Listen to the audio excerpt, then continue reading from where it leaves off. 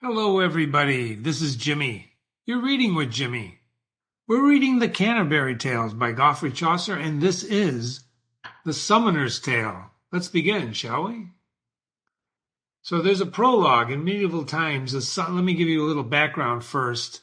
A summoner was an officer of the church that typically was working for an archdeacon whose job was to summon individuals to appear before the ecclesiastical court, which involved citing people for transgressions against religious law, like fornication, adultery, etc.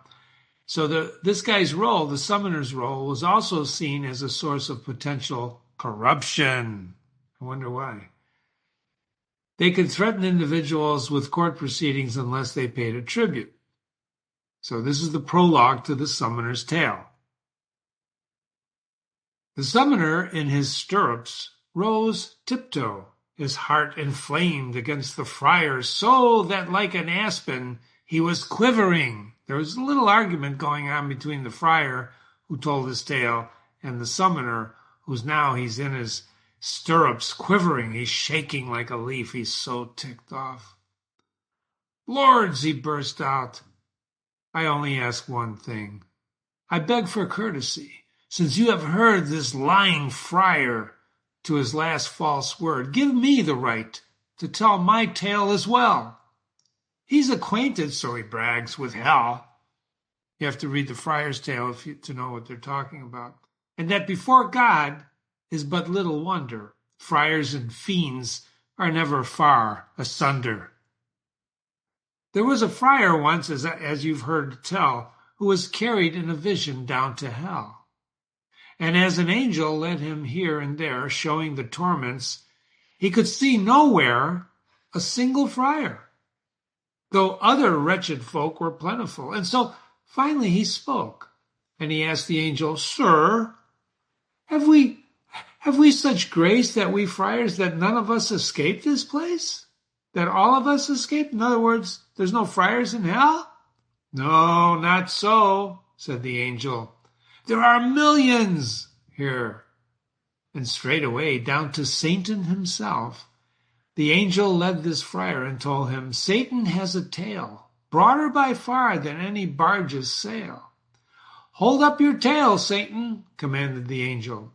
"Expose your anus, and let this friar see the spot where friars nestle in this place." And in less time than a half a furlong race, just as a swarm of bees comes out of the hive, out of the devil's arse, there came a drive of 20,000 friars in a rout, and all through hell they buzzed and swarmed about, and came again as fast as they had gone, and in his arse they crept back, every one, and he clapped his tail shut on them, and he lay still. This friar, after he had looked his fill on the torments of this sorry place, his spirit was restored him by God's grace. And he found his body. And when he was awake, all he could do for fear was shiver and shake. Try as he would, he still saw in his mind that devil's arse, the bright birthright of his kind. This is what waits for them. "And I'm no liar," says the summoner. "God gave you all except this cursed friar." So now the summoner's tale. "Lords, there's a place in Yorkshire, as I guess, a marshy country known as Holderness, in which a friar used to go about preaching and begging too, you needn't doubt. And in a church this friar preached one day, rousing the people specially to pay for trentals." And there's a little footnote there, for masses, for the dead, "and to give for God's sweet sake their substance where it might be used to make houses of worship, not to let it go, where it would all be wasted, or bestow their charity, where there is no need to give, on church foundations well endowed to live. In comfort, God be thanked. Trentals," the friar said, "from punishment deliver souls now dead. the souls of friends alike, both young and old. Yes, and although in haste they may be sung, don't think the priest is being frivolous. He's only allowed each day to sing one mass. So deliver them speedily, he cried, and let out their souls.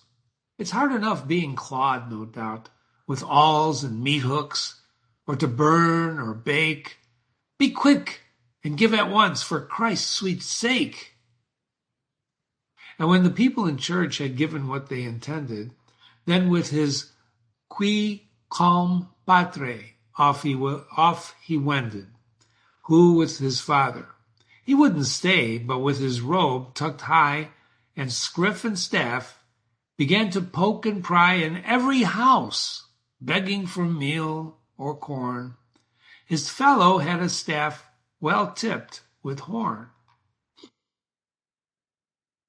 A pair of tables made of ivory, a stylus that was polished handsomely, and stood there with his tables, entering the names of all who gave them anything, as though to say prayers for them by and by. Quote, give us a bushel of wheat, or malt, or rye, a little cake, for God, a sliver of cheese. We have no choice. Give us whatever you please. Just as God's had a penny, or an offering penny, a little of your stock, a little of your pork, if you have any. Give us a scrap of blanket, worthy dame. Dear sister, look, I am writing down your name, bacon or beef, whatever you can find. A sturdy rascal trailed along behind, who was their porter, carrying a sack, and each gift they got, he laid it back on his back. And when the friar was out the door, had gone, he always scraped the names off. What a character, huh? He writes the names down and then he scrapes them off. Every one that he had written earlier on his tables. He stuffed them with flim-flam and with fables. Now there you lie, you summoner. See this little dash here? He's breaking off from the tale and he's talking directly to the summoner, who's a pilgrim. Remember, they're arguing, the friar and the summoner. Now there you lie, you summoner, said the friar. Hush up, our host said, by the holy choir, for Christ's dear mother. Go on, spare nothing at all. And I'd be saved, the summoner said. I shall. Back to the tale. This is a break in the story. From house to house, he went along his round until he reached a house where he had found welcome above 100 other places. And sick lay the man who had done him these good graces. Bedridden, prostrate, on a couch he lay. Quote, now God be with us. Thomas, friend, good day. Thomas is the guy laying in the bed that the friar greets. Began the friar, speaking pleasantly. Thomas, God bless you many a time, said he. You know, this bench has been a welcome thing to feel. Here I have eaten many a cheerful meal. And from the bench he drove away the cat, and laying down his staff and scriff and hat, seated himself at ease and settled down. His fellow had gone walking off toward town, and with the porter he was on his way to lodgings where he planned that night to stay. Well, my dear master, said the ailing man, how have you been the while since March began? I haven't seen you these 2 weeks or more. That's a tell. He hasn't been there, right, for a couple of weeks. God knows, he said, I've labored long and sore, and your salvation is my special care. For that I've offered many a precious prayer to our other friends. God bless them too, I pray. I have been at Mass at your own church today, and I gave them a sermon out of my small wit, not drawn from the text of Holy Writ. The text may leave you often at a loss, and so I'll teach you, wholly by the gloss, a glorious role the art of glossing plays. For as we scholars put it, the letter slays. I taught them that they should be charitable and spend their wealth where it's reasonable. I saw our good wife there. Where is she? She's out in the yard, I think. Most probably, answered his host. That's Thomas. She will be coming soon. You are welcome, Master, by St. John. The woman greeted him as she came in. Now, not by St. John. She's like an oath. Now tell me honestly, how have you been? Up from the bench the friar arose politely, and in his arms embraced his hostess tightly. And chirping like a sparrow, he kissed her sweetly and said, Right well, as one who is completely your servant. God be thanked, whose soul and life bestowed on you I saw no other wife in the whole of church as fair. So I be saved from perdition. Ah, sir, she answered, may God amend my faults. You're so welcome, though. Perdition is a state of eternal punishment, saved from eternal punishment. Thanks, madam. I've always found it so. But with your pardon, I have things to discuss with Thomas. If you won't mind, be piqued with us. Stimulate. These curates can't conduct a probing session and tenderly bring a conscience to confession. They're negligent and careless in their shrift by preaching in my labor and my gift. But preaching is my labor and my gift, And study of Paul's words and Peter's pen, I live to fish for souls of Christian men, to yield Christ Jesus what is his by death. On spreading his holy word, my heart is set.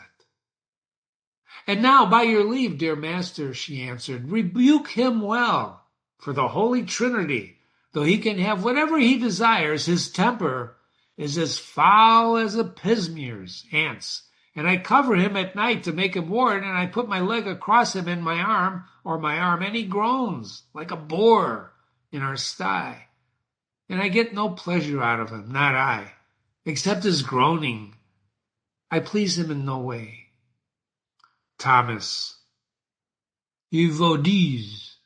Undoubtedly, I tell you, Thomas Sandoe. I say this is the devil's work. This must be mended. God has forbidden anger. He's offended by rage, of which I'll say a word or so. Now, sir, the woman said, before I go, what will you have to eat? I'll set about it. Madame, he said, je vous dis, do not doubt it. If from a capon, I had just the liver, and some of your soft bread, only a sliver, and then a roast pig's head. But for my sake, I'd have no creature killed. And, well, then I would partake of homely plenty that with you, enough and quite. I am a man whose sustenance is light. My spirit finds its nurture in the Bible. But my poor flesh is so inured to trouble and wakefulness that my stomach is destroyed.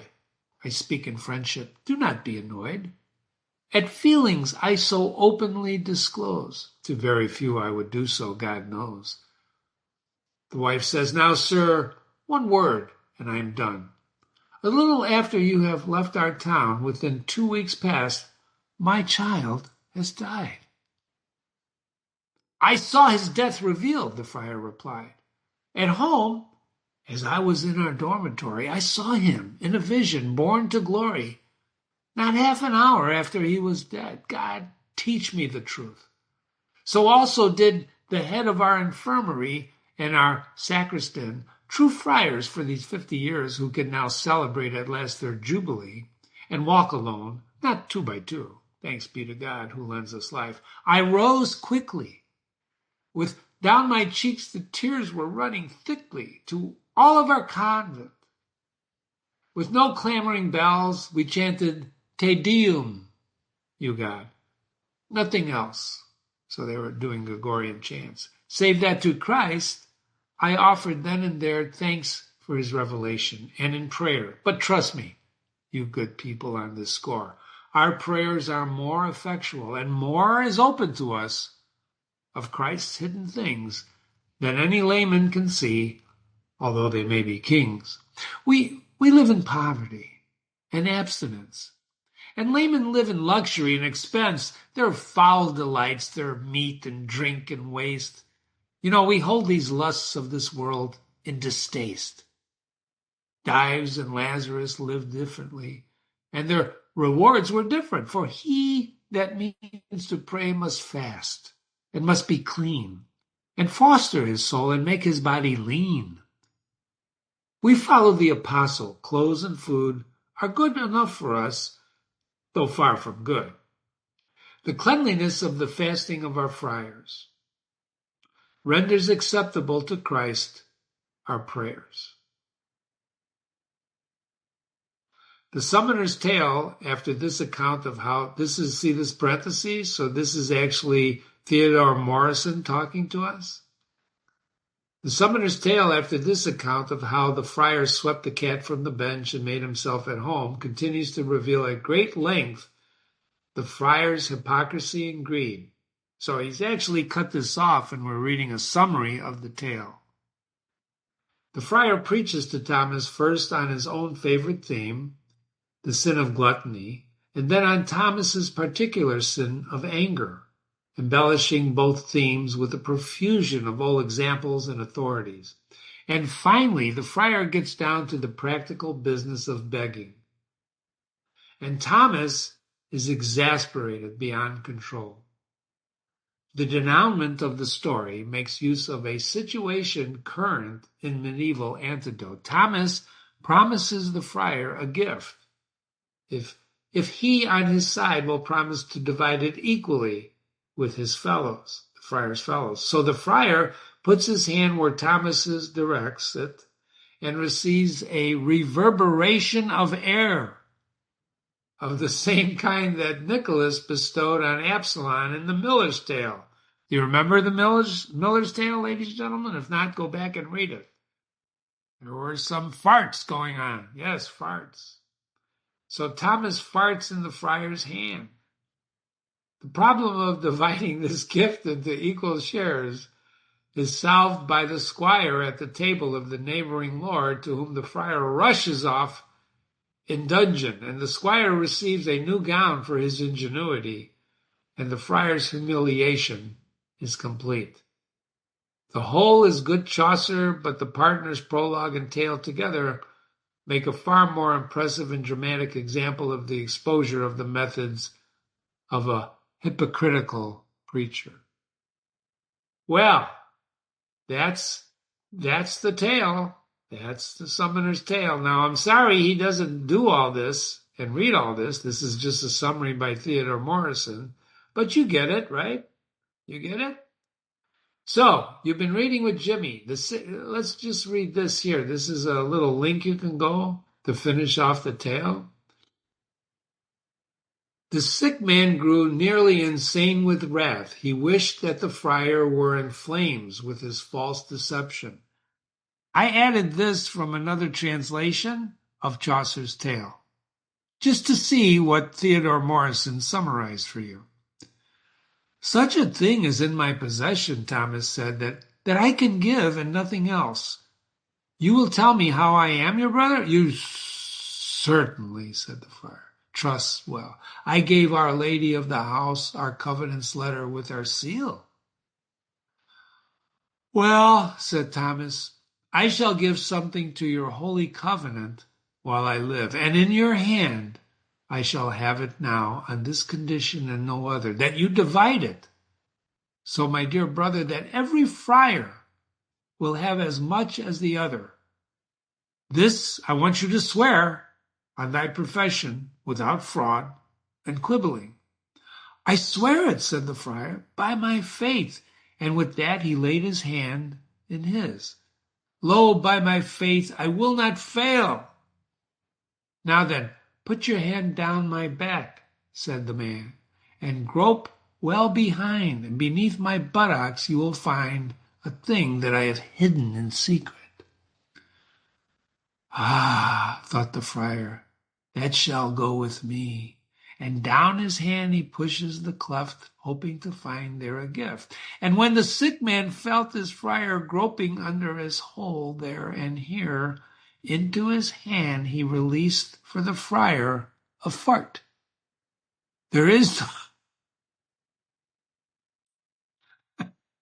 no cart horse drawing a cart that might have released a fart of such magnitude. I don't know if you ever heard a horse fart. You've been reading with Jimmy. This has been the summoner's tale of a corrupt friar. This is Chaucer at his best. Body, really a wonderful, wonderful piece of writing. Remember, if you have questions, Jimmy at readingwithjimmy.com, Jimmy at readingwithjimmy.com. I know Theodore Morrison shortened this a little bit, but that's why I found that other piece of translation someplace so you can enjoy it and get the full benefit of what the friar got for his begging. Thanks for coming by. Read more, readingwithjimmy.com, or go to YouTube, readingwithjimmy.com. Thanks for being here, and be careful what you ask for. That's the moral of this story, I believe. Thank you very much.